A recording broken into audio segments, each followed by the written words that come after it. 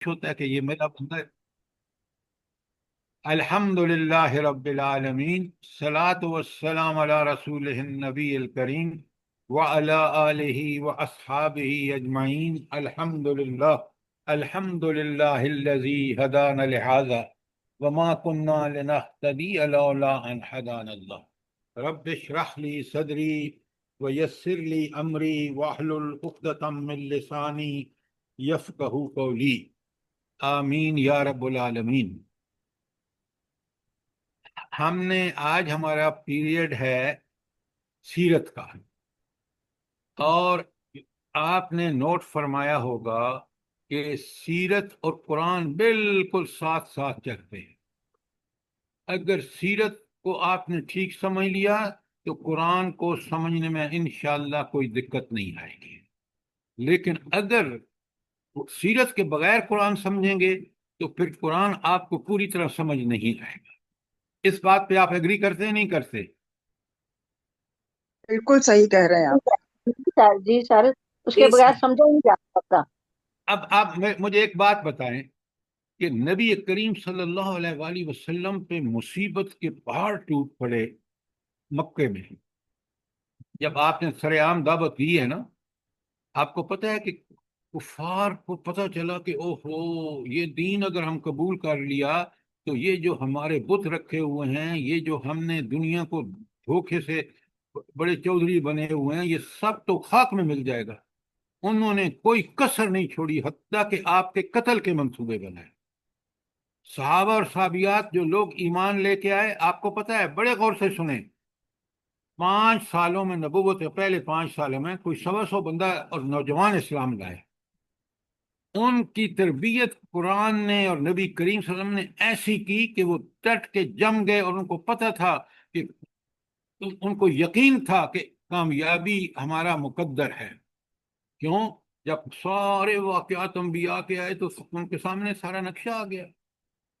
तो कुरान उन्हीं हालात के पेश नजर नाजिल हुआ, और उन्हीं हालात को समझने के बाद कुरान पढ़ेंगे तो आप समझ जाएंगे। अच्छा, अब आज का हमारा जो टॉपिक है वो है दावत की कामयाबी और असरात। आपने देखा ये पेज 611 से शुरू होता है किताब के। किसने देखा है? जल्दी बताएं। इसका मतलब है कि आप पढ़ते नहीं हैं। ये बड़ी ज्यादती की बात है। अगर आप इसको पढ़ते ना, इन्होंने इस पूरे मजमून को सिर्फ 1, 2 और 3 सफ़ों पे मुकम्मल कर दिया है। और ये बड़ी ज्यादती है कि दावत क्या थी, कुरान ने उस दावत को किस तरह फरोख दिया, नबी करीम सल्लल्लाहु अलैहि वसल्लम ने किस तरह कुरान को फॉलो किया। ये वो चीजें हैं जो हमें बड़ी तफसील से पता होनी चाहिए। इन्होंने ये बात, इतनी दावत क्या थी। अब मैं आपको जरा तफसील बताता हूं, आप समझें तो फिर आप मुझे बताएं। पहली बात यह है कि दावत सबसे पहले दी गई कुरैश मक्का को। अब वो क्या दावत थी, किस तरह शुरू हुई, क्या उसकी डिटेल्स हैं, वो यहाँ कहीं बयान नहीं है बयान। आपने पढ़ी नहीं तो आपको पता क्या चलेगा? खालिद साहब, ये क्यों आप हरकत करते हैं कि आप बजाय बगैर पढ़े आ जाते हैं? जल्दी बताएं।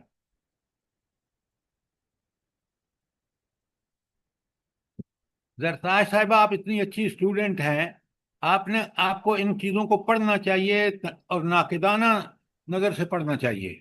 जी सर जी, मैं पढ़ रही हूँ अल्हम्दुलिल्लाह। मैं थोड़ा पीछे हूँ, आज भी मैं कहीं आई हुई हूँ, मेहमान हूँ कहीं, मगर मैंने आप क्लास। मुझे ये बताएं, जो इन्होंने 3 सफ़ों में ये टॉपिक कवर किया है, ये वाकया सही है, या इस ये टॉपिक तो इंतहाई अहम है। जी सर जी, बिल्कुल अहम है। ये मैंने आप बड़े गौर से सुने, आप लोग पूरी बात को समझें, ताकि आप बेहतरीन तालिब इल्म हैं, आप पढ़ें समझें।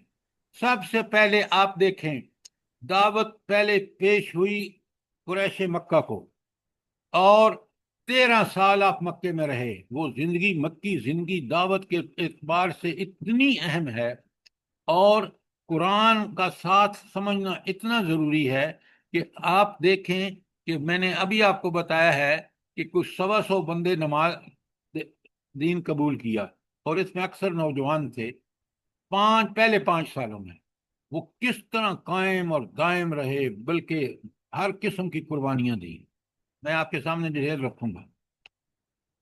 تو 13 سال میں اس دعوت کا کیا اثرات ہوئے قریش پر، یہ پہلی بات ہے۔ اگر نہیں سمجھیں گے تو آپ پوری زندگی میں دعوت کا فریضہ انجام دینے میں کامیاب نہیں ہوں گے۔ میری بات سمجھ رہے ہیں نہیں آپ رہے؟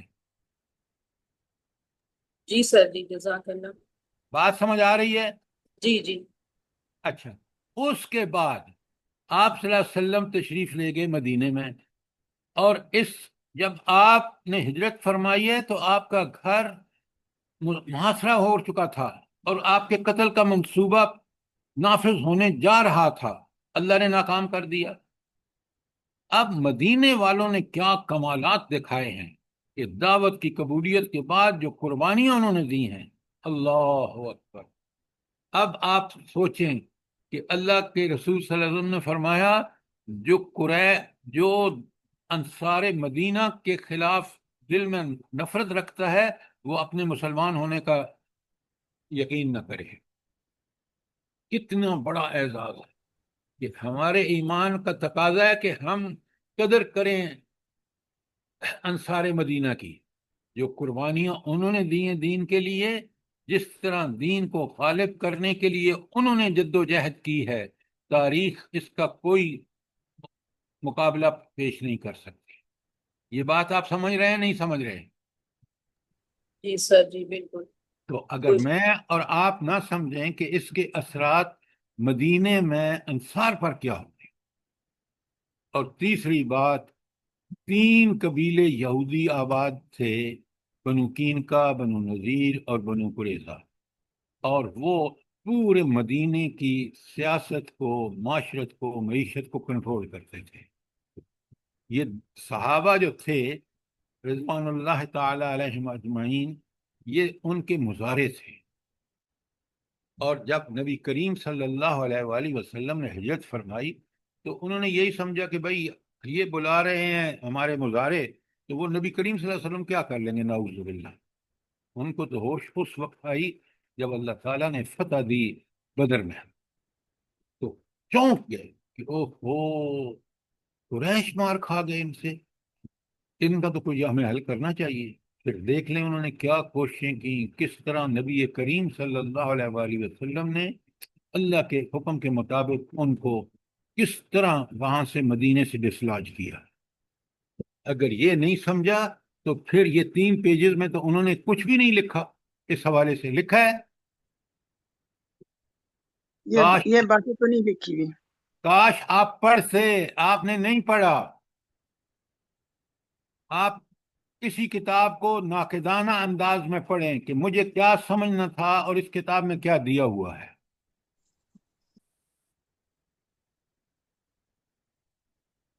اب مجھے یہ بتائیں، میں آپ کو اس کتاب سے وہ جو انہوں نے بڑے زبردست الفاظ خراج تحسین پیش کیا وہ بتا دوں، یا یہ بتاؤں آپ کو کہ مکے میں کیا ہوا، قریش کے ساتھ دعوت کا اس کے اثرات کیا ہوئے، مدینے میں دونوں گروہ انصار اور یہود کا معاملہ کیا رہا، کیسے چلا، قرآن نے کس طرح رہنمائی کی اور کس طرح ثابت قدمی دکھائی صحابہ نے۔ اب مجھے بتائیں کہ میں کیا پڑھا ہوں آپ کو۔ سر جی، یہ دعوت کی کامیابی کے جو اثرات ہیں ادھر سے ہی پڑھا ہے نا، 611 پیج سے۔ سر کتاب یہ سے پیچھے پڑھا ہوں یا سب جو پڑھ میں کے آئے ہیں، جی نہیں سر، یہ کتاب سے سب نہ پڑھ پڑھائیں۔ کے آئے ہیں سر، پیچھے سارے حالات پڑھے ہیں نا۔ نہیں، آپ کی بات ذرا مجھے سمجھ نہیں آ رہی تھی، آپ کیسے پڑھنا میرا چاہیں گے؟ کہنا ہے کہ سر کتاب سے نہیں پڑھنا چاہتے۔ دیکھیں، آپ مہربانی کریں سیرت کو پڑھیں تاکہ ہمیں نبی کریم صلی اللہ علیہ وسلم، صحابہ اور صحابیات کے واقعات ہمارے لیے رہنما ثابت، اس سے وہ چیزیں ہم حاصل کریں۔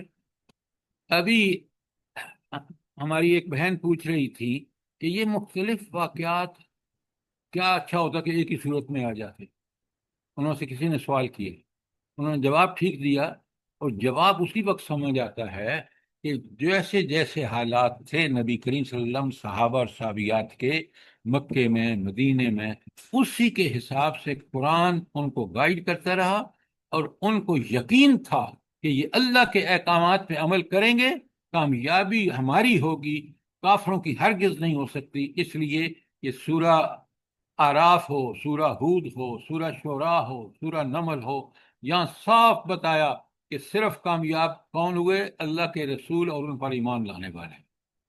اور کون ناکام ہوئے؟ کون عذاب کا بالآخر شکار ہوئے؟ صرف اور صرف وہ لوگ جنہوں نے اس دعوت کو قبول نہیں کیا، رد کر دی اور مخالفت کی۔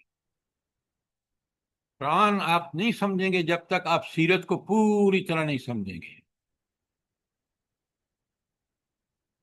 افضال صاحب، بات سمجھ آ رہی ہے کہ نہیں آپ کے؟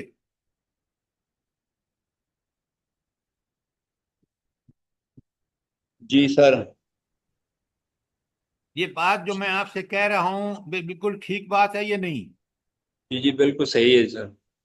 اچھا، اب میں آپ کے سامنے اس کی تھوڑی سی تفصیلات بھی بیان کروں گا، اور آپ نے اس کو پوری طرح سمجھنا ہے اور سننا ہے بڑے ناقدانہ انداز میں، تاکہ میں اگر کہیں بھی ڈیویٹ کروں یا بات ٹو دی پوائنٹ نہ ہو قرآن و سنت کے مطابق، تو آپ مجھے فوراً پوائنٹ آؤٹ کریں۔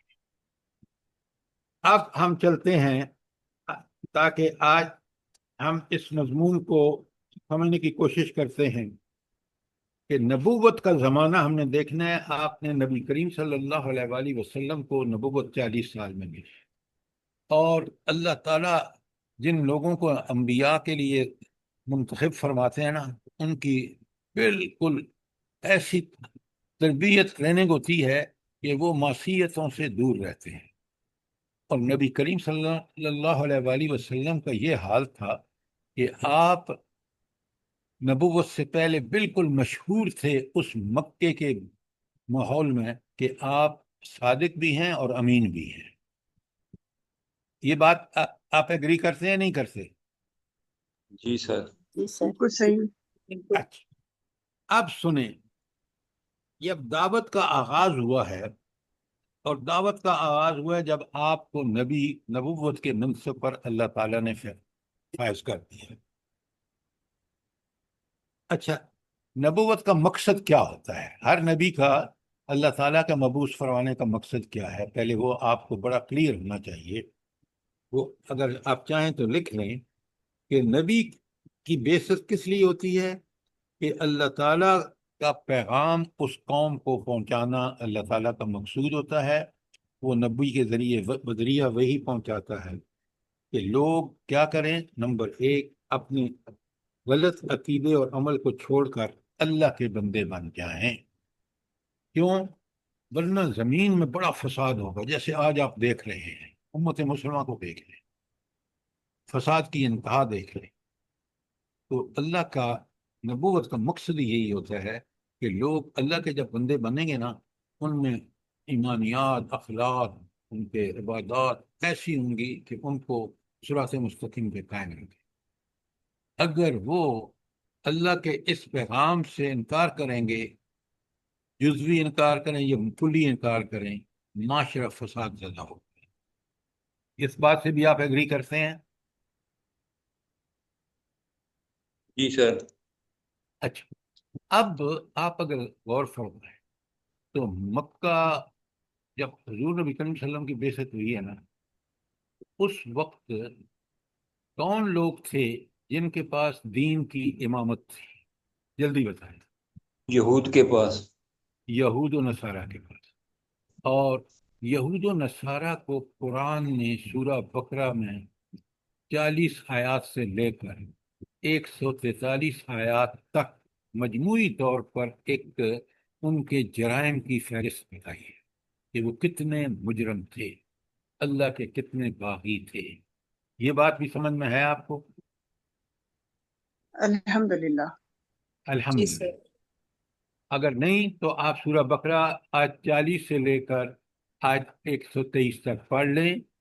انشاءاللہ موقع ہوا تو میں ضرور آپ کے سامنے اس کو کھول کے بیان کروں گا۔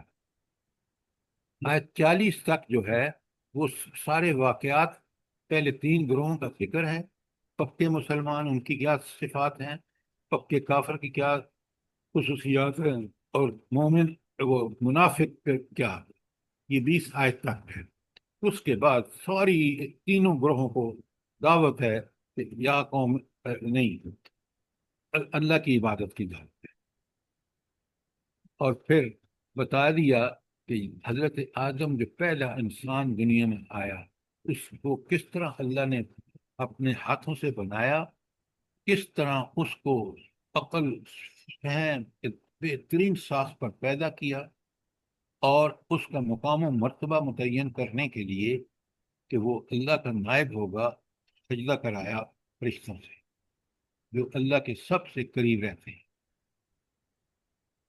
اس کے بعد آپ دیکھیں کہ اللہ نے بتایا کہ بھائی میں نے یہ امامت جو دنیا کی دینی امامت تھی، یہ حضرت ابراہیم کے واسطے سے، حضرت یعقوب اور حضرت یوسف وغیرہ کے واسطے سے، اسحاق کے واسطے سے میں نے امامت ان کو دی، لیکن انہوں نے کیا حرکتیں کی، اس کا پورا بیان سورہ بقرہ کی 40 سے لے کر 142 آیات تک ہے، اور 143ویں آیت میں اللہ تعالیٰ نے فیصلہ کر دیا کہ اب ان کے پاس سے دینی امامت ختم، اور یہ اب منصب نبی کریم صلی اللہ علیہ وسلم کی امت کو دے دیا گیا، اور اس امت کو اپنی اس حیثیت کو برقرار رکھنے کے لیے کہ وہ دنیا میں اللہ کے نائب ہوں، احکامات فرمائے بقرہ کی 143 سے لے کر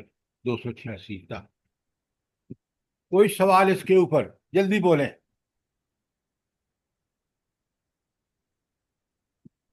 اب آپ دیکھیں کہ اللہ تعالیٰ نے دنیا میں ٹائم ٹو ٹائم، پہلا انسان جو حضرت آدم علیہ السلام تھے وہ نبی بھی تھے، اللہ ان کو وحی بھی بھیجتے تھے، اللہ ان کو گائیڈ بھی کرتے تھے۔ پھر یہ سلسلہ نبوت پورا قرآن میں کھول کے بیان کر دیا گیا، اور کون نبی آئے مشہور، ان کے واقعات کیا، ان کی دعوت کیا تھی؟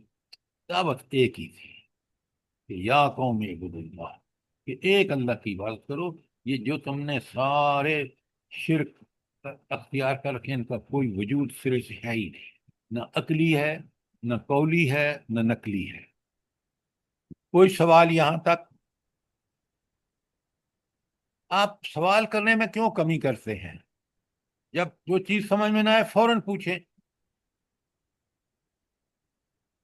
اچھا، اب ہمیں یہ پتہ چل گیا کہ ہر نبی اللہ تعالیٰ اس لیے بھیجتا ہے کہ لوگوں کو وہ ساری شرکیہ عادتیں چھوڑ کر، غلط کام اور غلط عمل کو چھوڑ کر صرف اور صرف اس بات کو جو برحق ہے، عین حق ہے، جو اللہ اپنے نبی کے ذریعے بتا رہا ہے، اس پہ عمل کرے۔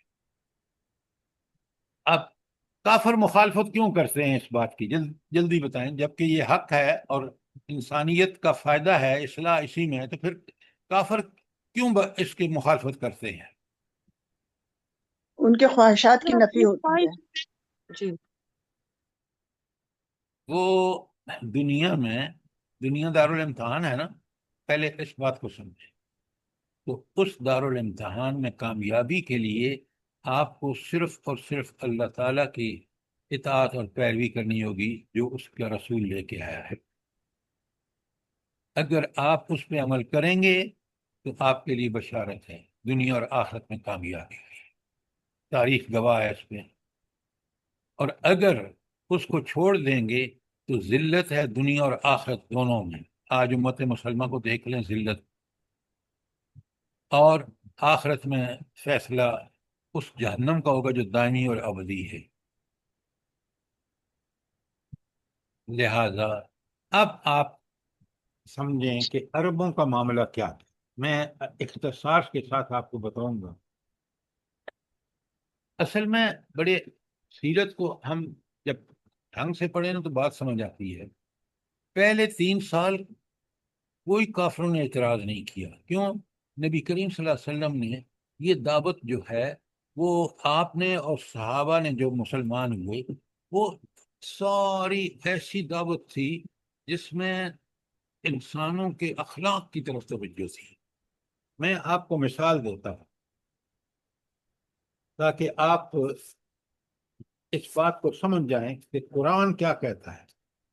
قرآن کہتا ہے کہ ان کو جو ابتدائی دعوت تھی اس میں اللہ تعالیٰ کہتے ہیں کہ سنیں ایسی باتیں جس پر کوئی اختلاف کسی کو ہو نہیں سکتا.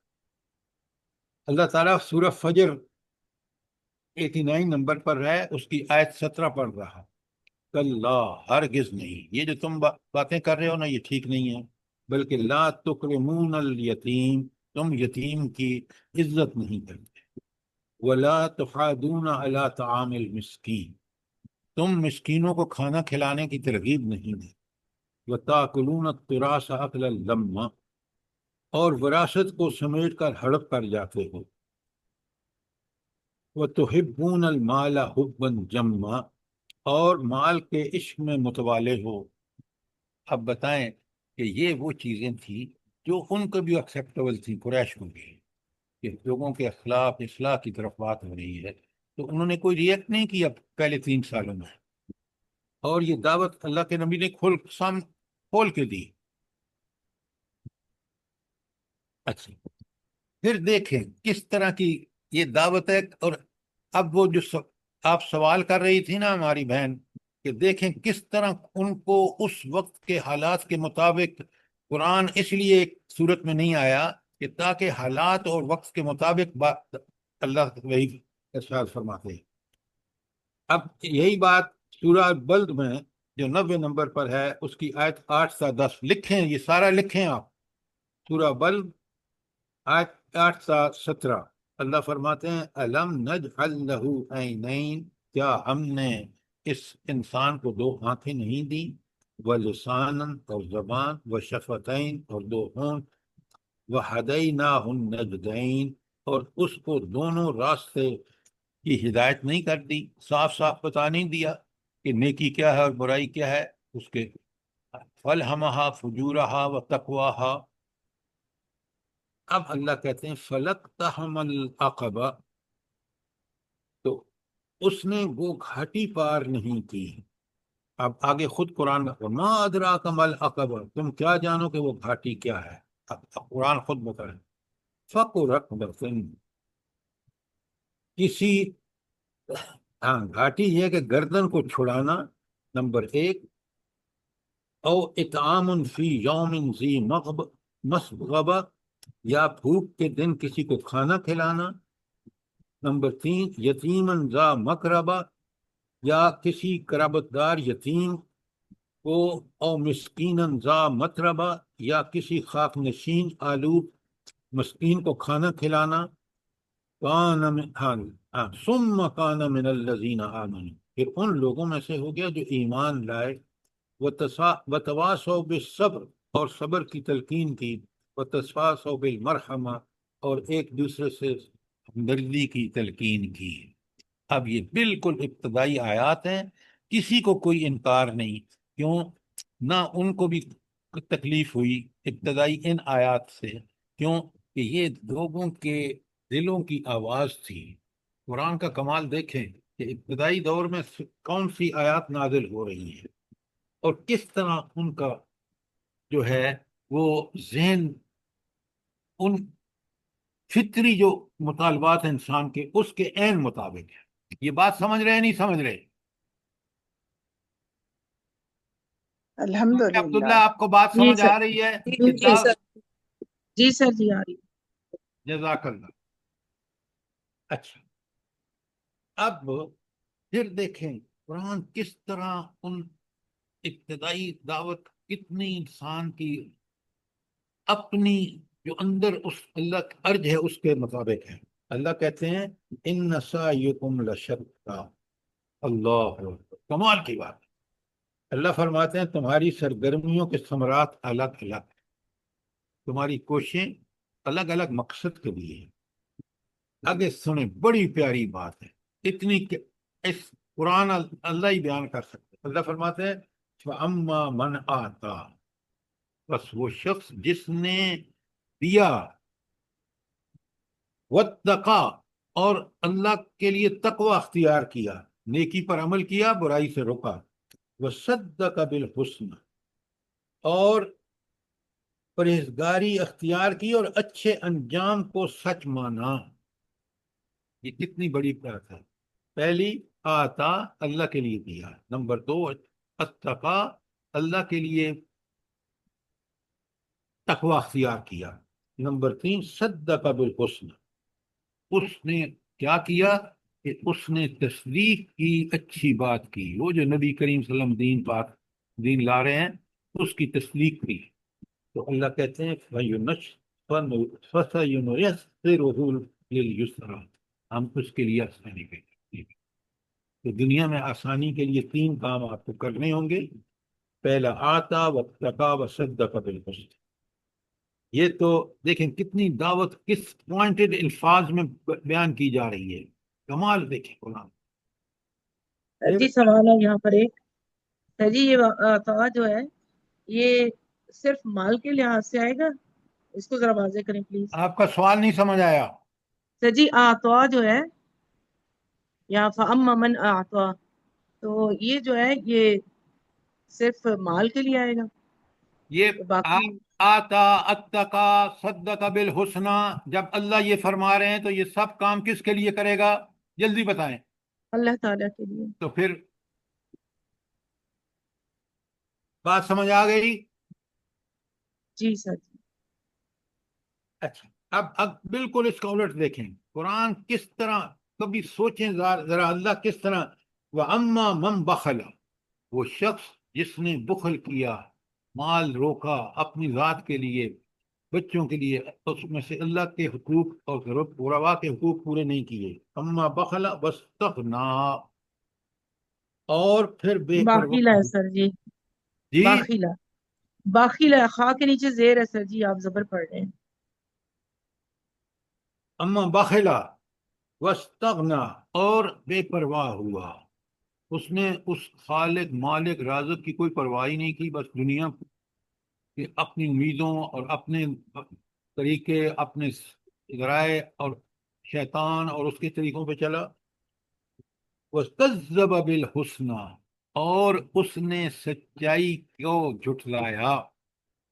اب یہ سچائی یہاں سمجھے، سچائی کون کہہ رہا ہے؟ کون سچائی لایا ہے؟ نبی صلی اللہ انبیاء علیہ وسلم، سچائی لائے ہیں، وہ رسول اللہ دین صلی اللہ علیہ سچا وسلم۔ ہے جو اللہ نے بھیجا ہے۔ اللہ کہتے ہیں فَسَنُيَسِّرُهُ لِلْعُسْرَىٰ، تو اللہ فرماتے ہیں کہ ہم اس کی منزل کو مشکل کر دیں گے۔ اب آسان طریقہ کیا ہے اور مشکل کس طرح سمجھایا ہے؟ یہ لیل کی آیات آپ کو زبانی یاد ہونی چاہیے، 4 تا 10، سورہ لیل آیات 4 تا 10۔ جی سر یاد ہے۔ اب الحمدللہ۔ یہ وہ چیزیں تھیں جو بالکل پہلے 3 سالوں میں نبی کریم صلی اللہ علیہ وسلم، کوئی خفیہ دعوت نہیں تھی۔ اسلام کی دعوت ہمیشہ یاد رکھیں سر عام ہوتی ہے، کیونکہ انسانوں کے بھلے کے لیے ہوتی ہے، تو اس لیے قریش اس دین حنیف کے ماننے والوں کو برداشت کر رہے تھے کہ عام باتیں ہو رہی ہیں جو بڑی آسان ہیں۔ مسئلہ تو اس وقت شروع ہوا کہ جب آپ نے سر عام دعوت دینی شروع کی۔ اچھا، سر عام دعوت کب شروع کی نبی کریم صلی اللہ علیہ وسلم نے؟ جلدی بتائیں۔ سورہ شورہ کی 3 آیت سال پر۔ ایکسیلنٹ نادرہ بھابی، سورہ شورا کی آیت 214۔ سب سے پہلے حکم ہوا کہ وَأَنذِرْ عَشِيرَتَكَ الْأَقْرَبِينَ، اور اپنے قریبی رشتہ داروں کو ڈرائیے۔ اب اس وقت ایک موقع تھا جو لوگ استعمال کرتے تھے کہ پر چڑھ جاتے تھے کوئی صفا جو برابر میں پہاڑ تھا اور آواز لگاتے تھے، وہ کپڑے بھی پھاڑ دیتے تھے۔ نبی کریم صلی اللہ علیہ وسلم نے یہ کام نہیں کیا، لیکن بالکل اسی میتھڈ کو استعمال کیا، اس میں جو خرابیاں تھیں ان سے بچ کر۔ اب جب بلا کے اور آپ نے جو کوئی صفا پر دعوت دی ہے وہ ذرا آپ کتابوں میں پڑھ لیں، آپ کو سمجھ آ جائے گا کہ آپ انتظار کیا ہوتا ہے. کہ نبی کریم صلی اللہ علیہ وسلم نے ان کو بتایا کہ دنیا کا ایک ایک عمل جو تم کر رہے ہو یہ اللہ کے سامنے پیش ہوگا، برا ہوگا تو اس پہ سزا ملے گی، اچھا ہوگا تو اللہ تعالیٰ آپ کو جزا دیں گے. یہ بات جب ان کو بتائی گئی، اور پھر اس کے بعد سورہ الحجر میں جو آیت آئی ہے، آپ کو پتہ ہے کیا ہے سورہ الحجر کی آیت؟ جلدی بتائیں.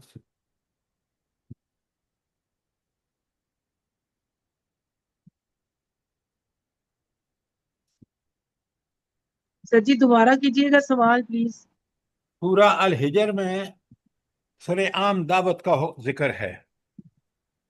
پہلی میں نے آپ کو بتائی ہے، یہ اپنے خاندان والوں کو سورہ شورا کی 216، اور سورہ الحجر میں اللہ تعالیٰ نے نبی کریم صلی اللہ علیہ وسلم کو فرمایا کہ اب سر عام دعوت دو.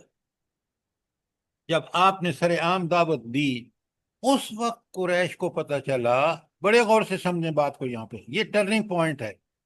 3 سال بعد جب سر عام دعوت دی سورہ حجر کے مطابق، تو کفار کو نہ پتہ چلا کہ بھائی ہم تو پوری دنیا سے کٹ جائیں گے. یہ کہہ رہے ہیں کہ ایک اللہ کی عبادت کرو، ہمارے تو ایک ایک ہر قبیلے کے بت جدا ہیں، 360 بت تو ہم نے وہاں رکھے ہیں.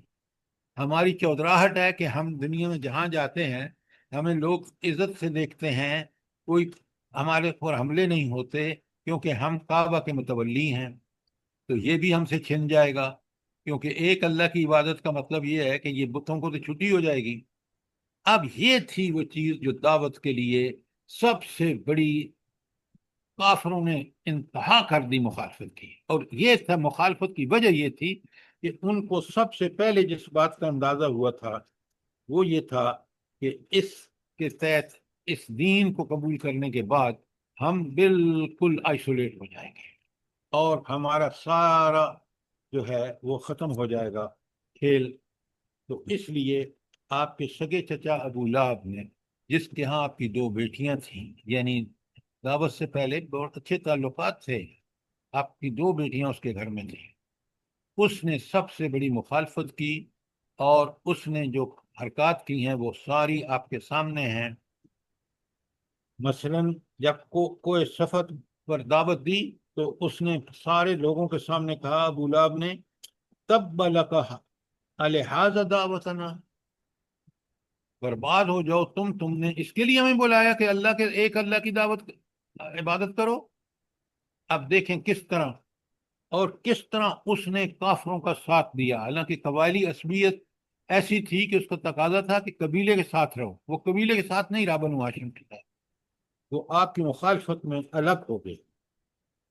اور دوسرے روز جب دعوت دی آپ صلی اللہ علیہ وسلم نے سارے قریش کو گھر پر، بنو ہاشم کو، اس وقت بھی اس نے اٹھ کے کھڑا ہو گیا اور پھر اس نے چیخنا چلانا شروع کر دیا، اور پھر وہ لوگ منتشر ہو گئے. اس طرح اس نے دونوں دعوتیں جو خاندان کے لیے تھیں، ایک کوہ صفا پر اور ایک گھر میں دعوت پر، دونوں جو ہیں اس نے ہلہ گلا مچا کر اور قریش کو اس بات پر آمادہ کر لیا کہ بھائی ہماری بہتری اسی میں کہ اس دین کو فروغ نہ ملے، ہماری چودراہٹ خراب نہ ہو.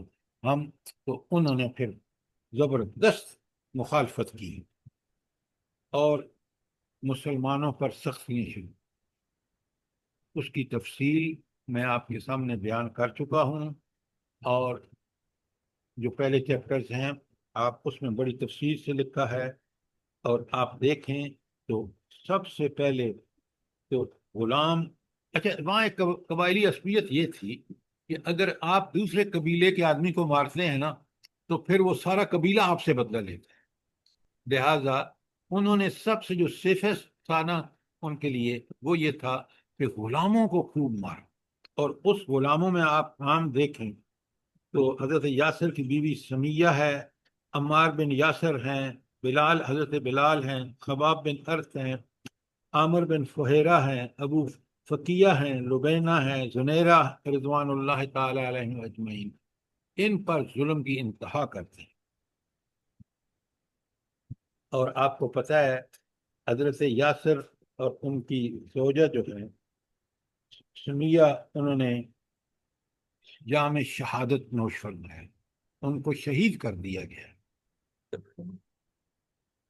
اچھا، یہ منظر جب صحابہ نے دیکھا ہوگا کہ وہ کیا کہہ رہی ہیں حضرت سمیہ، جب ان کی پیٹ میں وہ نیزہ ہوا ہے، موت کے خون کے فوارے پھوٹ رہے ہیں، اس وقت کیا کہہ رہی ہیں بھلا؟ فزت بربی بربی کعبہ۔ اللہ اکبر! آپ اس منظر کو سامنے لائیں، پھر دیکھیں کہ ایمان والوں کو کیا اس سے طاقت ملی ہوگی۔ فزت برب کعبہ، رب کعبہ کی قسم میں کامیاب۔ یہ کیوں کہہ رہی ہیں؟ جلدی بتائیں۔ نبی جنت کریم، میں جنت اپنا میں مقام حاضر نظر ہو۔ آ گیا تھا۔ آپ سنیں ذرا، آپ سیرت کو نہیں پڑھتے، قرآن اور حدیث کو غور کیا کریں، پڑھتے ضرور ہیں، غور کیا کریں۔ وہ اس لیے کہہ رہی ہیں کہ حضور نبی کریم صلی اللہ علیہ وسلم نے فرمایا کہ خون کا پہلا قطرہ شہید کا گرتا ہے زمین پر، اللہ اس کو جنت میں اپنا مقام دکھا دیتے ہیں۔ اب یہ دنیا میں ایک غلام عورت جنت میں اپنا مرتبہ دیکھ کے، مقام و مرتبہ دیکھ کے، اس کی عظمتیں دیکھ کے کہتی ہیں فزت برب کعبہ، رب کعبہ کی قسم میں کامیاب ہو گئی۔ ذرا آپ دیکھیں کس قدر یقین ہے ان کو، کیونکہ وہ دیکھ رہی ہیں آنکھوں سے۔ اللہ اکبر! یہ ہے دعوت، اس کے قبول کرنے کا، یہ ہے قربانیاں دینے کا فائدہ۔ آپ نوٹ فرمائیں ذرا۔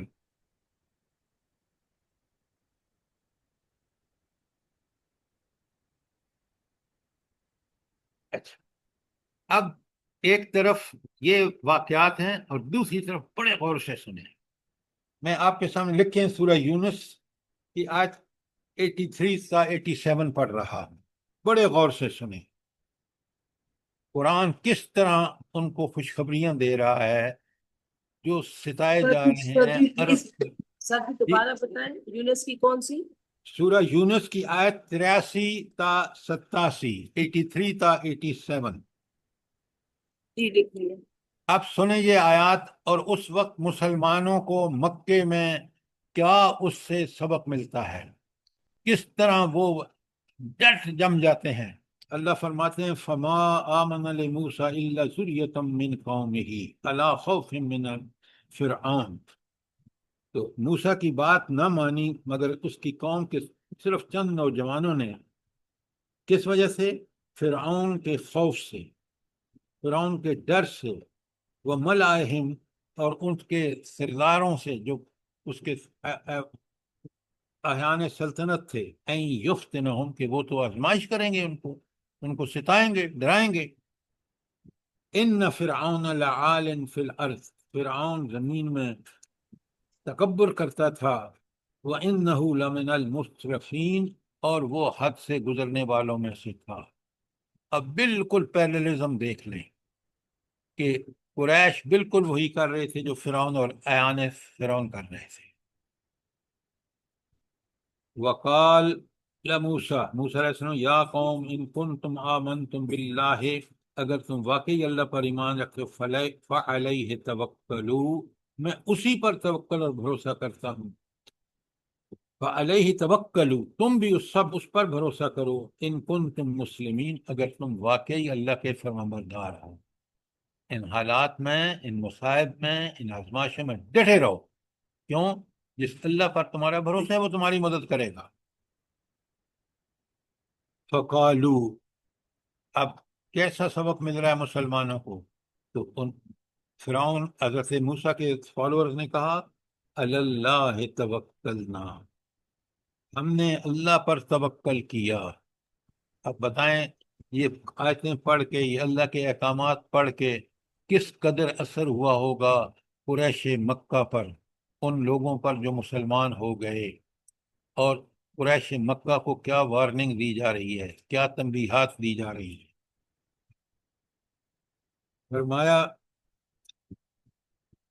فقالو، تو موسیٰ علیہ السلام کے فالور نے کہا علی اللہ توکلنا، ہم اللہ تعالیٰ پر توکل کرتے ہیں۔ ربنا لا تجعلنا فتنة لقوم الظالمین، اے اللہ ہمیں اب آزمائش نہ بنانا اس ظالم قوم کے حوالے سے. اللہ اکبر. ونجنا برحمتک من القوم الکافرین. اب ظالمین اور کافرین یہاں کون ہے بلا؟ جو موسیٰ علیہ السلام کی دعوت کا انکار کر رہے تھے.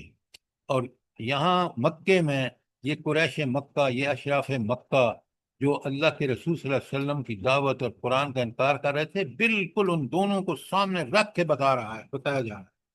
وَأَوْحَيْنَا إِلَىٰ مُوسَىٰ، اور ہم نے موسیٰ علیہ السلام کی طرف وحی کی، وَأَخِيهِ، اور اس کے بھائی ہارون کی طرف سے، أَن تَبَوُّوا لِقَوْمِكُمَا بِمِصْرٍ بَيُوتًا، کہ اپنے گھروں کو جو ہے وہ آپ قبلہ کر لیں.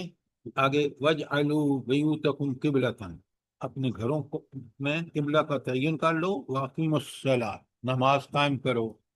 وَبَشِّرِ الْمُؤْمِنِينَ، اب یہ بتائیں نا، اتنے دو الفاظ ہیں. بشر المومنین، کیا مطلب ہے اس کا؟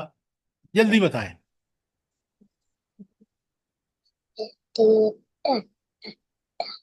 کیا آپ قرآن پڑھتے ہیں؟ یہاں سر دو خوشخبری الفاظ میں کے لیے بتا دی. غور سے سنیں. اللہ بتا رہا ہے کہ یہ جو ایمان والے ہیں، یہ جو مصیبتیں برداشت کر رہے ہیں حضرت موسیٰ کے ساتھ ہی، ان کو خوشخبری دے دو کامیابی کی.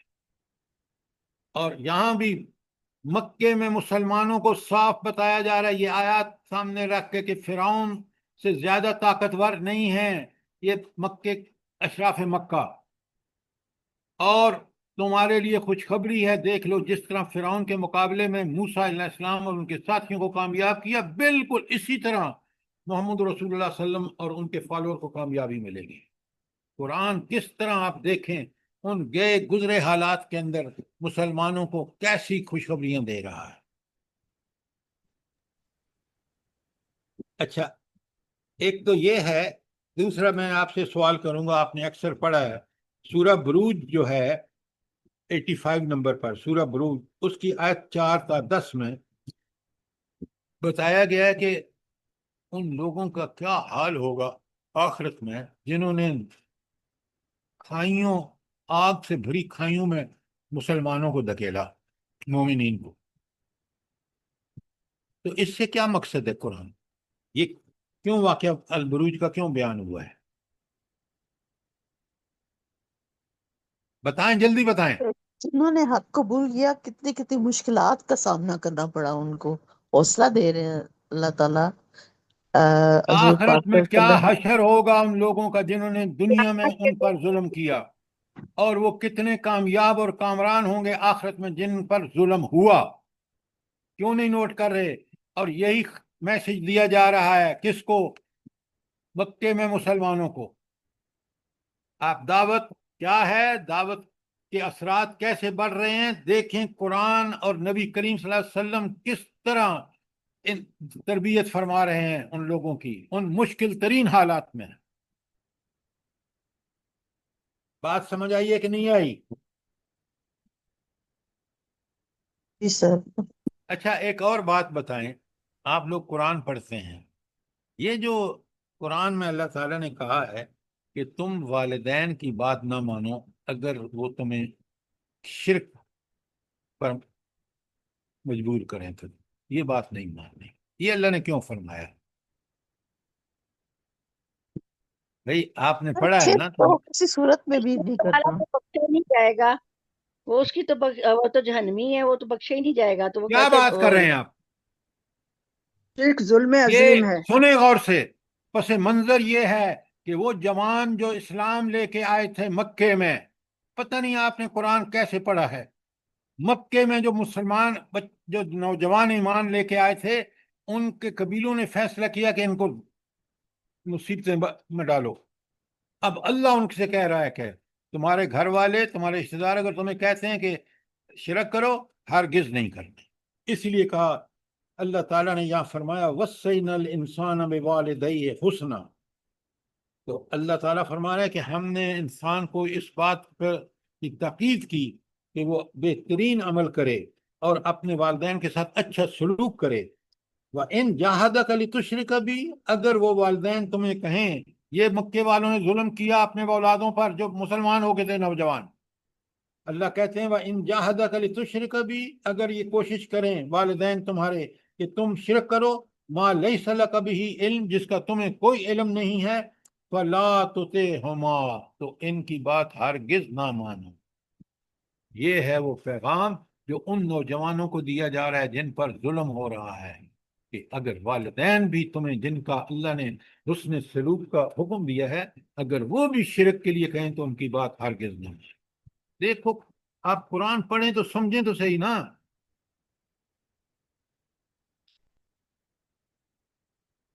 اللہ تعالیٰ فرماتے ہیں آگے، فلا تطعہما فأنبئکم بما کنتم تعملون الی مرجعکم، میرے پاس تم نے آنا ہے، میں تمہیں بتاؤں گا تم نے کیا کیا دنیا میں۔ والذین آمنوا وعملوا الصالحات لندخلنہم فی الصالحین۔ آپ بتائیں کہ یہ آیات، یہ سورہ عنکبوت کی آیت لکھیں، یہ سورہ عنکبوت کی آیت 29، سورہ نمبر عنکبوت کا 29 ہے، اور آیتیں 8 اور 9۔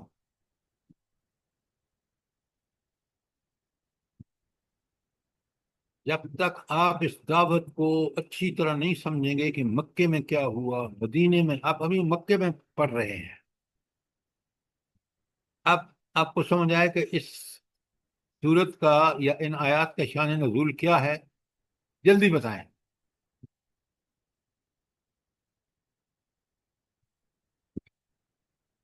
کوئی جواب نہیں آپ کی طرف سے آ رہا۔ جی میں سر سمجھ آ جی رہی ہے۔ سر جی، مصعب بن عمیر کی والدہ نے جس طرح ان کو نکال دیا تھا گھر سے، آپ واقعے کو چھوڑیں، آپ بالکل ٹھیک کہہ رہے ہیں، میں آپ سے 100%، لیکن ان آیات کا شان نزول ہمیں پتہ ہونا چاہیے کہ ان مسلمانوں کو، ان بچوں کو ان کے والدین ستا رہے تھے، اور ان کو کہا جا رہا ہے اور اللہ کہہ رہا ہے، تو دیکھیں وہ کیسے مومن تھے صحابہ اور صحابیات، کہ انہوں نے اس پر عمل کا حق ادا کیا۔ آج میں اور آپ بالبلا اٹھتے ہیں کہ وہ جی فلاں مخالفت کر رہے ہیں، ہم کیا کریں؟ تو والدین کر رہے ہیں، گھر سے ہو رہی ہے، اللہ کا حکم ہے، ڈٹ گئے۔ اچھا، یہ تو اس کے علاوہ قریش کے بڑے گھٹیا سکنڈے سے، مثلا یہ جو لوگ کاروبار کر رہے تھے نا، اور وہ مسلمان ہو چکے تھے، ان کے کاروبار ٹھپ ہو گئے، اس لیے کہ ان سے کوئی ڈیل ہی نہیں کرتا تھا۔ اور سب سے بڑا جو مسئلہ تھا وہ مزدوروں کے ساتھ۔ اب آپ کو پتہ ہے، حضرت خباب رضی اللہ تعالی عنہ جو تھے، وہ ایک لوہار کا کام کرتے تھے، اور ایک شخص تھا جس کا نام تھا عاص بن وائل، اس نے ان کو اجرت دینے سے انکار کر دیا، اور کہا میں تمہیں اجرت جب دوں گا جب تم محمد رسول اللہ صلی اللہ علیہ وسلم کا انکار کریں تو میں دے دوں گا۔ انہوں نے کہا یہ بات ہو ہی نہیں سکتی، جب تک زندہ ہوں یہ میں انکار نہیں کر سکتا۔ اللہ، کیسا ایمان ہے دیکھیں ذرا۔ انہی خباب بن ارت کو جب یہ ہجرت کرتے ہیں نا مدینے کو، کاش آپ سمجھیں، کاش ان واقعات کو پڑھیں، آپ غور کریں، تو وہ انہوں نے ساری ان کی جائیداد واداد مشرکین مکہ نے قبول کی۔ انہوں نے کہا کہ تم نے یہاں کمائی ہے، یہ سارا پیسہ جتنا آپ کا مال ہے ہم قبول کریں۔ سر یہ تو غلام تھے، باب بن عرب۔ سلمان اور فارسی کا غلام واقعہ ہے تھے، یہ۔ غلام تھے، یہ کاروبار کرتے تھے لوہار کا، کمائی کرتے تھے، اور اس یہ کمائی سے جو کچھ مال بنایا تھا وہ قبضے میں لے لیا مشرکین مکہ نے، اور اس یہ کے واقعہ تو بغیر سلمان فارسی۔ یہ خباب بن ارس کا واقعہ ہے بھائی، کہ سلمان فارسی تو مکے میں آئے نہیں تھے، وہ تو مدینہ کی طرف گئے تھے۔ پہلے سوچ کے تو بولے نا خدا کے لیے۔ اب جب ان کے مال پہ قبضہ کر لیا تو یہ بغیر مال کے مدینہ ہجرت کی، اور حضور نے فرمایا تم نے بڑا فائدے کا سودا کیا ہے، اللہ اللہ کے لیے چھوڑا ہے نا، قیامت میں جنت میں اللہ پتہ نہیں آپ کو کیا کیا دے گا، سبحان اللہ و بحمدہ۔ یہ تھا تربیت، قرآن اور نبی صلی اللہ علیہ وسلم کس طرح تربیت کر رہے ہیں۔ اچھا، سر جی یہ واقعہ عبد الرحمن بن عوف رضی اللہ عنہ کے ساتھ بھی تھا. اچھا اب آپ پڑھیں نا مہربانی کر کے دوبارہ، پھر مجھ سے بات کریں.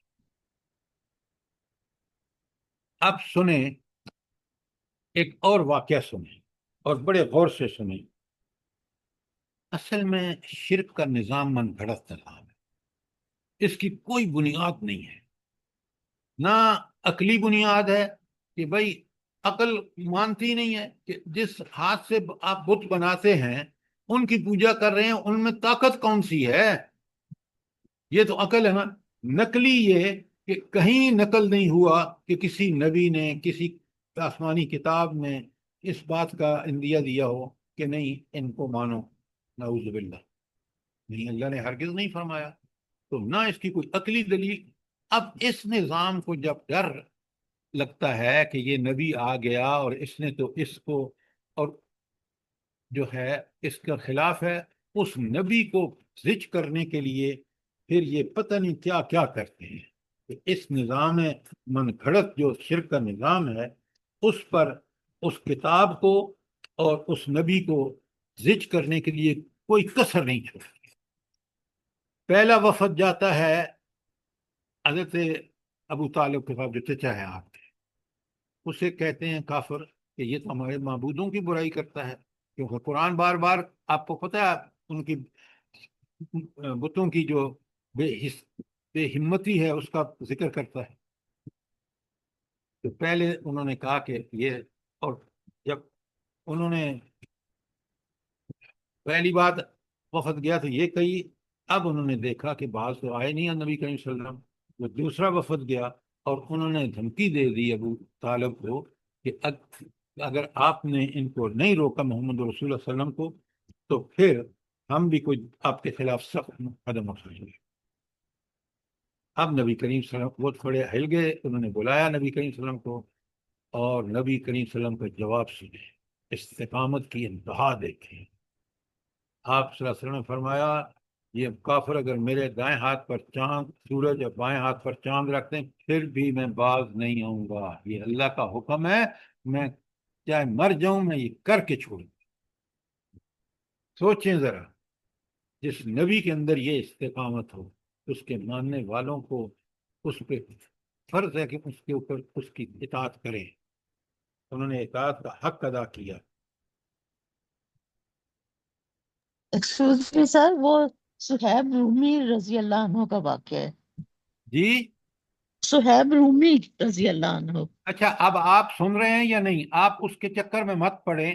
ایک صحابی کا واقعہ تھا جو میں نے آپ کے سامنے بیان کیا. اب اس کو واقعے کو سمجھ لیں اور آپ سمجھیں کہ وہ کس قدر ثابت قدم تھے. صحابہ اور صحابیات جب جی ان سر. کو ان مصائب کا واسطہ پڑا تھا. آپ یہ بات سمجھ رہے ہیں یا نہیں سمجھ رہے؟ بالکل سمجھ رہے ہیں سر.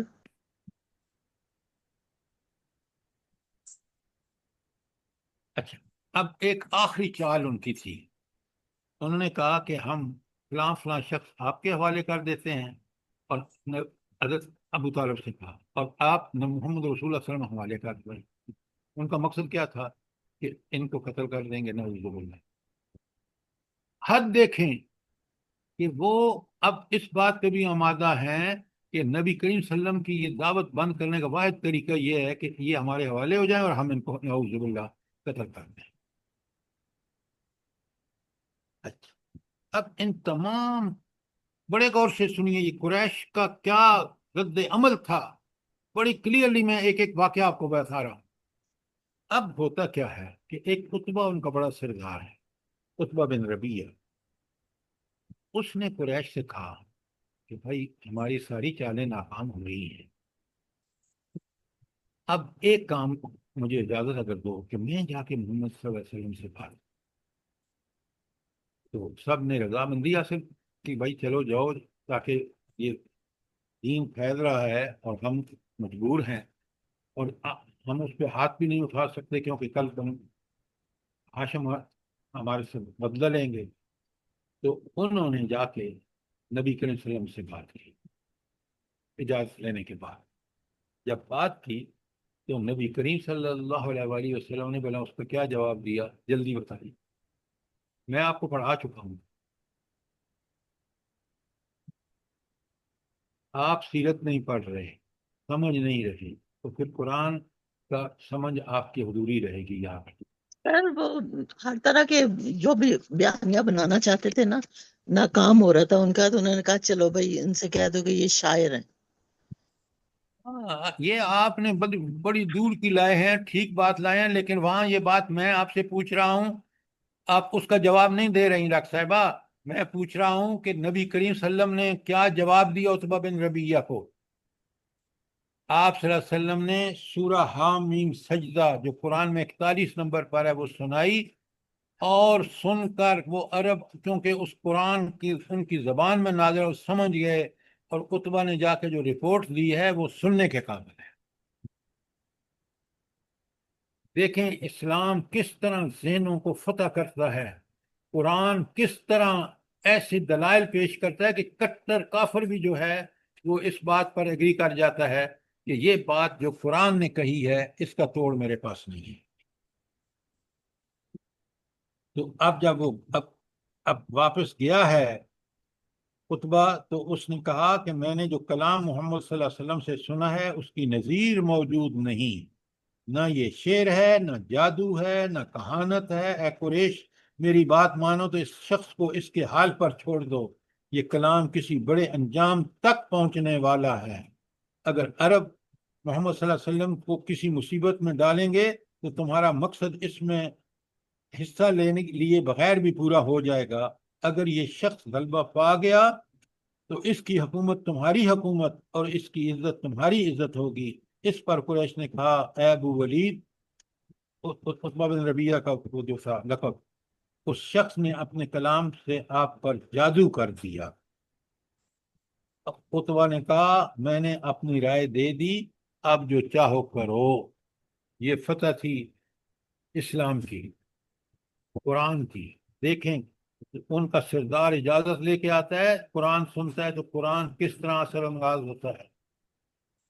یہ دراصل مکے میں جو فتح تھی وہ اللہ کی اس قرآن کی فتح تھی، اس کے دلائل تھے جس نے ان کو لاجواب کر دیا، جس نے مسلمانوں کے اندر ایمان ایسا پختہ، ایسا راسخ اور ایسا پکا کہ وہ ٹس سے مس نہیں ہوئے، سارے انہوں نے حربے استعمال کر دیے.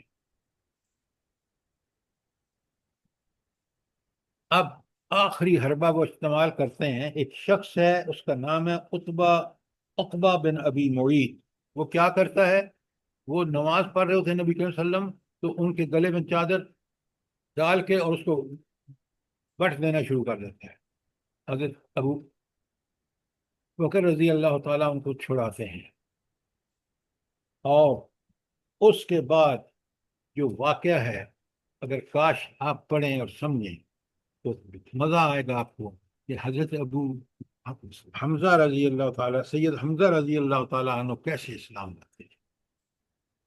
بڑا زبردست سردار ہے، بڑا عزت والا، شکار کھیل کے آتا ہے تو ان کو بتاتی ہیں ایک خاتون جو ایک لونڈی ہیں عبداللہ بن جدعان کی، وہ بتاتی ہیں کہ کس طرح آج ابو جہل نے گالیاں دی ہیں حضرت ابو محمد رسول اللہ صلی اللہ علیہ وسلم. تو آپ کے چچا شکار سے واپس آ رہے ہیں، وہ سیدھے جاتے ہیں حرم میں اور وہاں بیٹھا ہوا ہے ابو جہل، اور وہ اس کو جو کہتے ہیں اور سنے غور سے، انہوں نے سیدھا جا کے تیر کمان، وہ تیر جو تھا نا اس کو مارا اس کے کمان میں تھے. اور اب یہ بہت بڑا دو قبیلوں کو تصادم آنے جا رہے تھے، اور لوگوں نے بیچ بچاؤ کرایا تو حمزہ کا اندر کا انسان جاگ اٹھا. اس میں انہوں نے کہا جس کو تم نے گالیاں دی لو میں اس پر ہی مان گیا. یہ تو بجلی بن کے گرا بنو ہاشم، ان کا ایسا سردار ایک مومن ہو گیا، ایمان لے آیا. ذرا دیکھیں یہ وہ چیزیں ہیں جو ہمیں دعوت اور اس کے اثرات کا ٹھیک ٹھیک پتہ دیتی ہیں. ہم سطحی چیز پر پڑھ لیتے ہیں اور کبھی ہمیں سوچا نہیں کہ اس دین کے اندر کیا کچھ ہے. اچھا، اب ایک اور واقعہ ہوتا ہے، ذرا دیکھیں ایک واقعات کو دیکھیں کہ قریش کتنے بے بس ہوتے ہیں. اچھا، ایک شخص ہے عبد مناف، وہ قریشی سردار ہے، اور وہ کہتا ہے کہ میں آج نبی کریم صلی اللہ علیہ وسلم کو جب وہ سجدے میں جائیں گے نا تو میں ان کو ایسا سبق سکھاؤں گا کہ وہ یاد رکھیں. اب جب یہ گیا اور اس نے یہ حرکت کرنا چاہی تو اس نے ایک اونٹ دیکھا جو اللہ کا طرف سے مدد تھی، اور اونٹ آڑے آ گیا، اور وہ کہتا ہے اس کی کوہان اور اس جیسے دانت میں نے کبھی نہیں دیکھے، اور وہ لپک کر مجھے کھانے کو آیا جس سے میری حالت غیر ہو گئی. اب آپ بتائیں کہ یہ سارے واقعات اس دعوت کے اثرات ہیں جو اللہ کی طرف سے اس کی کامیابی کا باعث بنے. سر جی یہ ابو جہل تھا جس نے کہا تھا کہ میں پتھر لے کے تو آپ صلی اللہ علیہ وسلم جب سجدے میں جائیں گے سوری تو میں سوری سر کو آپ چلوں بالکل ٹھیک کہہ رہے ہیں، بالکل. سر کو چلوں. یہ پڑھنے کا انداز صحیح، پڑھنے کا والوں کو پتہ ہے، میں نے غلط کہا. بالکل یہ ابو جہل تھا، اس نے ڈینگ ماری تھی کہ میں یہ کروں گا، اور اس کو یہ واقعہ پیش آیا. اچھا، اب ذرا بڑے غور سے سنیں کہ پہلے تو قریش کے قرآن پر کیا اعتراضات ہیں. دیکھیں یہ قرآن کس طرح کھول کے بیان کر رہے ہیں. پھر میں آپ کے سامنے رکھوں گا کہ نبی کریم صلی اللہ علیہ وسلم پر کیا اعتراضات ہیں. کیوں؟ جب دعوت کے اثرات کا تو پتہ ہی نہیں چل سکتا جب ہم قرآن اور نبی کریم صلی اللہ علیہ وسلم کے ان واقعات کو سامنے رکھ کے دیکھیں نہیں. اچھا، اب ذرا سنیں قرآن پر ان کے کیا اعتراضات ہیں. مثال سنیں، لکھیں سورہ مدثر کی آیت 32 تا 37. سورہ مدثر آیت 32 تا 37. کلا والقمر، ہرگز نہیں، جو باتیں تم بتا رہے ہو نا، بنا رہے ہو، نہیں وہ ٹھیک نہیں ہے. والقمر، اور گواہی پیش کرتا ہوں چاند کی جس کو روز دیکھتے ہو. واللیل اذا ادبر، اور اس رات کی جو جب وہ پلٹے. والصبح اذا اسفر، اور صبح جب وہ روشن ہو جائے. ان العہد الکبرى، ایک ہاں نذیر للبشر. تو اب قرآن کا ساری قسموں کے بعد یہ بتایا جا رہا ہے کہ لِإِنَّ أَحْدَ الْكُبَرِ، کہ یہ ایک بڑی بات ہے، نذیر للبشر، جو انسان کو ڈراتی ہے، دھمکاتی ہے. لمن شاء منکم، تم میں سے جو چاہے، ان یتقدم، چاہے تو آگے بڑھے، او یتأخر، یا پیچھے ہٹ جائے، انکار کر دے. تو قرآن وہ فیصلہ کن کلام ہے کہ جاؤ تو مان لو، مانو گے تو جنت اور دنیا میں اللہ کی تائید ہے ان سے، اور اگر انکار کرو گے تو انذار کہ تم پھر. اور پھر دوسری جگہ فرمایا اذا السماء انفطرت، جب آسمان پھٹ جائے گا. اذا الکواکب انتصرت، جب ستارے مان پڑ بکھر جائیں گے. واذا البحار فجرت، جب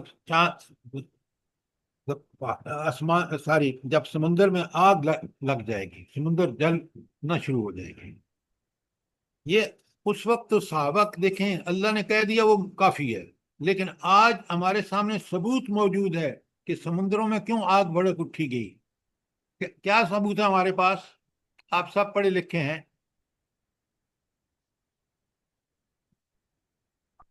جی پانی H2O کا مرکب ہے، ایک گیس وہ آکسیجن اور آکسائڈ گیسز سے سمندروں میں ملا. جنگ ہو رہی ہے. آپ نے ٹھیک کہا، پانی ہائیڈروجن H2O، اس کا کمپوزیشن ہے ہائیڈروجن کا ایک ایٹم اور آکسیجن کے 2 ایٹم.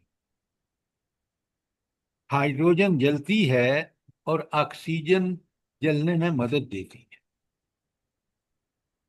تو اب خود سوچیں گے جب اللہ تعالیٰ اس کو ہائیڈروجن اور آکسیجن میں پاڑ دیں گے تو وہاں سمندروں میں آگ جلے گی نہیں جلے گی؟ کبھی کیا کریں کہ آج اللہ تعالیٰ کہتے ہیں نا کہ میں تمہیں ایسی دلائل اور نشانیاں پیش کروں گا کہ تمہیں ایمان لانا پڑے گا.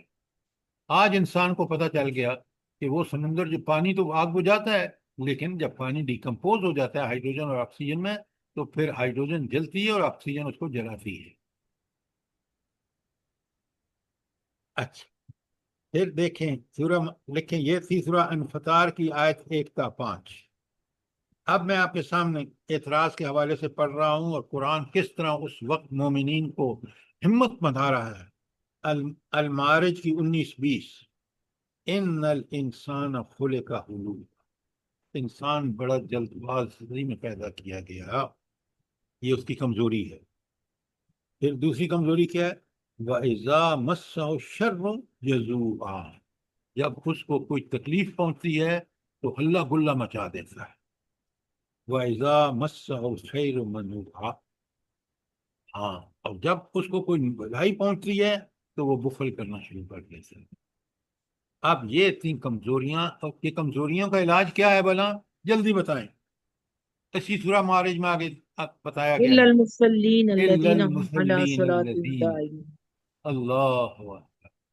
تو قرآن نے کہا کہ اے انسانوں، اے لوگوں جو ایمان لائے ہو، یہ کمزوریاں ہیں، یہ کمزوریاں جو بتائی ہیں یہاں، ان کو دور کرنے کا طریقہ بھی قرآن نے کھول کے دکھا دیا.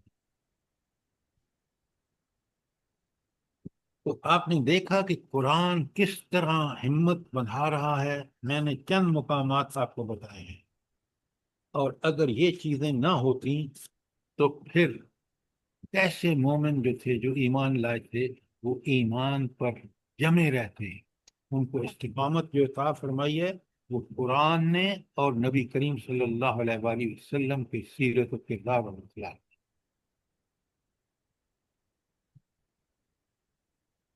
اچھا اب اگر آپ ایک اور چیز نوٹ فرمائیں، ان کے درمیان قریش کو بڑے مسئلہ کھڑا ہو گیا کہ یہ جب دعوت پیش کریں گے نبی کریم صلی اللہ علیہ وسلم، جو مکے میں زائرین آئیں گے حج کے لیے یا ویسے عمرے کے لیے، تو پھر تو بڑا مسئلہ کھڑا ہو جائے گا، کیونکہ اس میں تو بڑی صداقت ہے. تو انہوں نے ایک میٹنگ کی. اس میٹنگ میں یہ دعوت اور اس کے اثرات کے پوائنٹ سے بڑا امپورٹنٹ ہے. اس میٹنگ میں انہوں نے کہا کہ بھائی ایک بجائے اس کے کہ ہم ان لوگوں کو کوئی بات کہے، کوئی بات کہے، بلکہ ہم سب کافر مل کے ایک ہی بات کہیں، اور ایسی بات ہو جس پہ وہ لوگ جو ہیں وہ نبی کریم صلی اللہ علیہ وسلم سے نعوذ باللہ متنفر. ان کی میٹنگ ہوئی، اس میں آپ دیکھیں گے کہ بڑی بڑی باتیں ہوئی کہ یہ کہو، یہ کہو، جادوگر کہو، کہن کہو، فلانا کہو. ان ہر ایک نے ریجیکٹ ہوتا جاتا رہا کہ بھائی نبی کریم صلی اللہ علیہ وسلم کو جادوگر کیسے کہہ سکتے ہیں، آپ کہاں کیسے کہہ سکتے ہیں، وہ تو ایسی عقل کی باتیں کرتے ہیں، ایسی انسانی فطرت سے باتیں کرتے ہیں متعلق جو انسان کو بالکل برحق نظر آتی ہے. جب کوئی فیصلہ نہ ہو سکا تو پھر آخر انہوں نے فیصلہ کیا کہ یار ایک کا بات تو ہو سکتی ہے کہ ہم کہیں وہ جادوگر ہے. کیوں کہ ان کا جو کلام سنتا ہے نا، وہ اس پر جادو جیسا اثر ہو جاتا ہے، اور پھر وہ مسلمان ہو جاتا ہے اور پھر اس سے مڑ کے نہیں دیتا.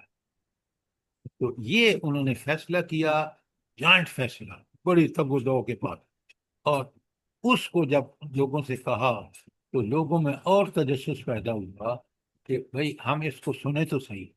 تو اس سے بھی اسلام کا تعارف خود کافروں کے پروپیگنڈے نے کر دیا.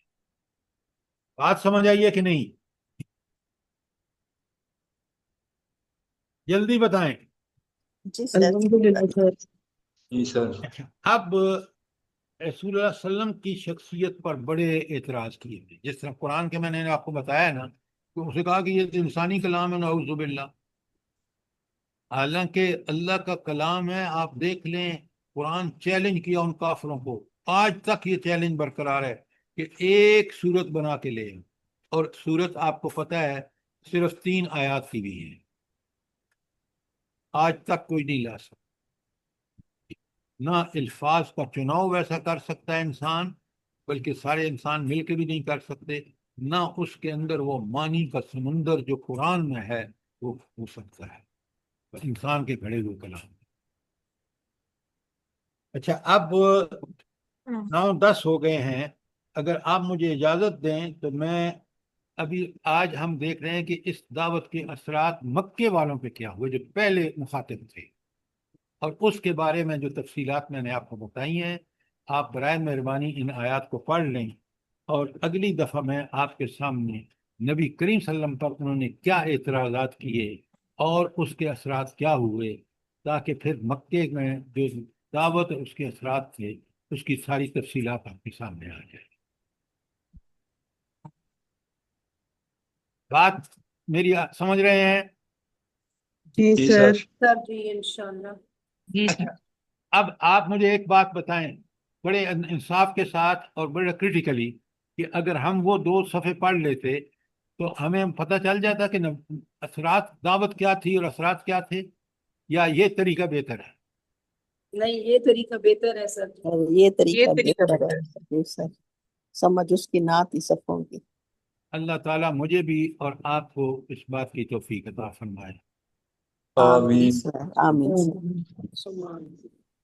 تو انشاءاللہ پھر اگلے سیٹرڈے کو یہاں سے اس کو دیکھیں گے کہ قریش کو دعوت جو پہلے مخاطب تھے انہوں نے نبی کریم صلی اللہ علیہ وآلہ وسلم پر کیا اعتراض کیے، قرآن میں موجود ہیں، ان کا جواب بھی قرآن میں موجود ہے، وہ ساری چیزیں انشاءاللہ اگلی دفعہ دیکھیں گے۔ انشاءاللہ۔ انشاءاللہ ربنا سر۔ تقبل منا انك انت السميع العليم وتب علينا انك انت التواب الرحيم۔ جزاک اللہ۔ آمین۔ جزاک اللہ سر۔